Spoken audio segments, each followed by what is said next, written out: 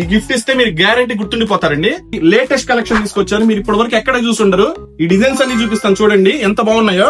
చూడండి, మీకు ఏదైనా కావాలంటే నాకు స్క్రీన్ షాట్ పంపించండి, మీకు దాని ప్రైసెస్ కూడా రివీల్ చేస్తాను. రేట్స్ ఏమైనా ఎక్కువ ఉంటాయి అనుకుంటారండి, చాలా రీజనబుల్ గా ఉంటాయి. నెంబర్ ఆఫ్ కలెక్షన్స్ ఉన్నాయండి, చాలా క్లాసిక్ లుక్ ఉన్నాయి. వింటేజ్ కలెక్షన్ ఉంది.